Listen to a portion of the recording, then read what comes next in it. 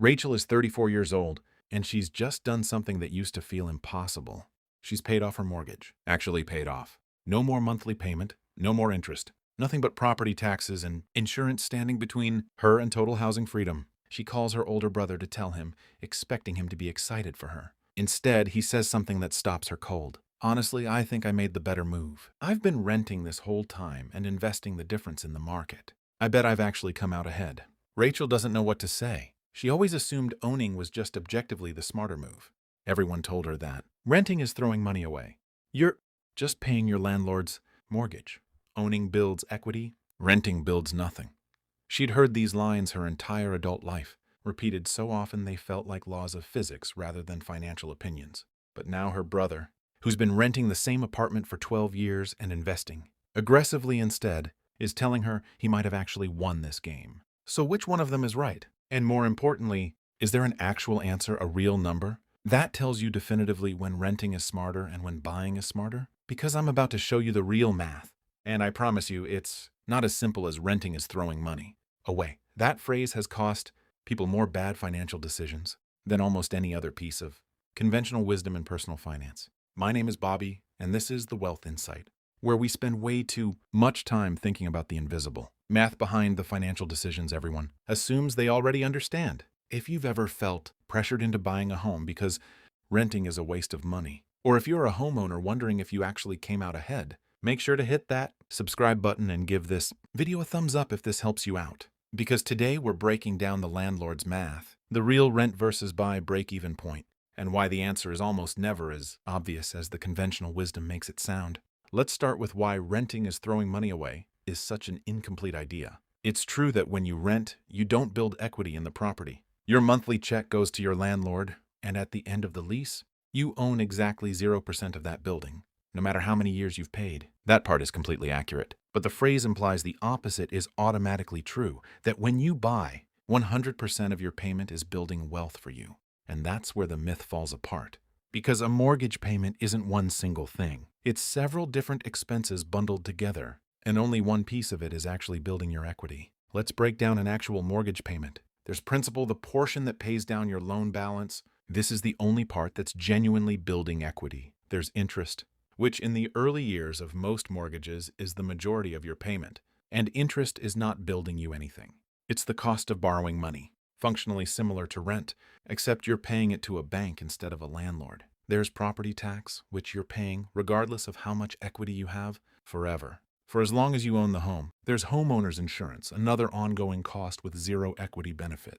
And often there's private mortgage insurance if your down payment was under 20%, which is pure cost with no equity benefit whatsoever. In the first several years of a typical 30-year mortgage, the majority of your monthly payment is interest, not principal. On a $400,000 mortgage at a 7% interest rate, in year one, you might be paying around $27,000 in interest and only around $40,000 toward actual principal. That means over 85% of your first year of payments is not building equity at all. It's functionally rent, paid to a bank instead of a landlord. Plus taxes, plus insurance. The renting is throwing money away. Argument conveniently ignores that a huge portion of a mortgage payment is doing the exact same thing rent does for years. Now, this doesn't mean buying is bad. It means the comparison people make is oversimplified in both directions. And the real answer depends on math most people never actually run. Here's the real framework, the one actual financial analysts use, called the rent versus buy break-even analysis. It accounts for every cost on both sides, not just the headline monthly payment, and it produces something specific called the break-even horizon, the number of years you'd need to stay in a home before buying actually outperforms renting and investing the difference. Let's walk through it properly, using real categories. On the buying side, you have your total upfront costs, down payment plus closing costs, which typically run 2 to 5% of the home price on top of the down payment itself. You have your monthly mortgage payment, principal and interest combined. You have property taxes, typically 1 to 2% of home value annually, depending on location.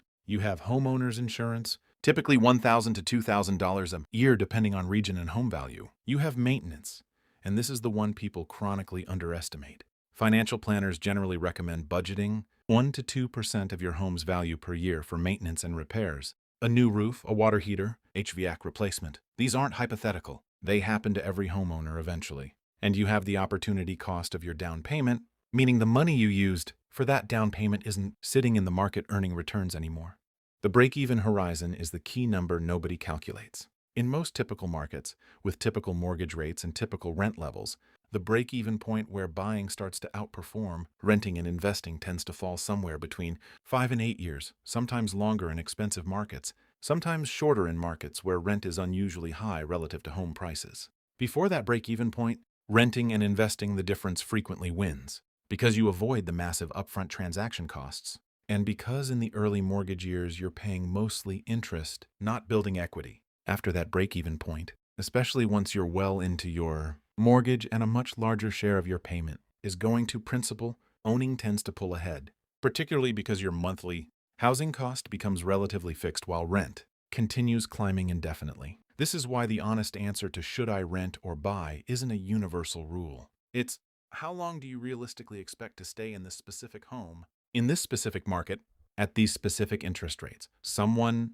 who might relocate for a job in 3 years is in a completely different financial situation than someone planting roots for 15 plus years, even if they're looking at the exact same house. Now, you might be thinking, Bobby, okay, but owning gives me stability, control over my space, no landlord raising my rent or selling the property out from under me. And that's completely fair. And I want to be clear, this video isn't arguing you should never buy a home. Those non-financial benefits are real and valid.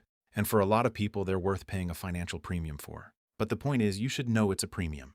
Know roughly what it costs, and make the decision with real numbers instead of a slogan that treats renting as automatically wasteful. There's also a factor working in the homeowner's favor that we haven't touched yet. The fixed nature of a mortgage payment. Once you lock in a 30-year fixed mortgage, that principal and interest payment does not change ever, while rent historically tends to rise over time. 20 years into a fixed mortgage, your housing payment might feel almost trivial relative to your income, while a renter's payment has climbed steadily the entire time. This is the long horizon advantage that eventually makes ownership win in most scenarios, if you stay long enough for it to matter. So here's the actual process for figuring out your real answer, not a generic rule of thumb. Step 1. Calculate your true monthly cost of owning, including mortgage principal and interest, property tax, insurance, and a realistic maintenance budget. Not just the number your mortgage calculator shows you. Step 2.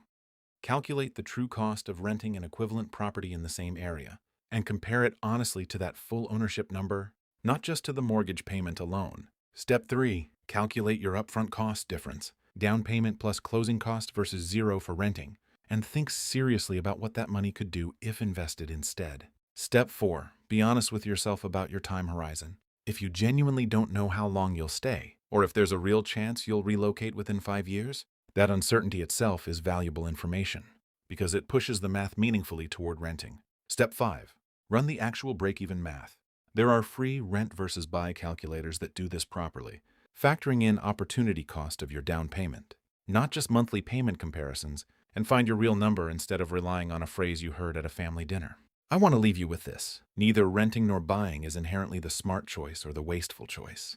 They're both financial strategies with real costs and real trade-offs, and the right answer depends entirely on your specific numbers, your specific timeline, and your specific market. Rachel isn't wrong to feel good about paying off her mortgage, and her brother isn't wrong to feel good about the portfolio he built by renting and investing instead. They just played two different, legitimate versions of the same game, and both of them, unlike most people, actually understood the rules well enough to play on purpose. The people who build wealth aren't the ones who blindly follow whichever slogan they heard first. They're the ones who run the actual numbers for their actual situation and choose deliberately, instead of being talked into a decision by a phrase that was never actually true in the first place. If this video helped you rethink the rent versus buy decision, make sure to smash that like button and subscribe to The Wealth Insight for more content that challenges how you think about money.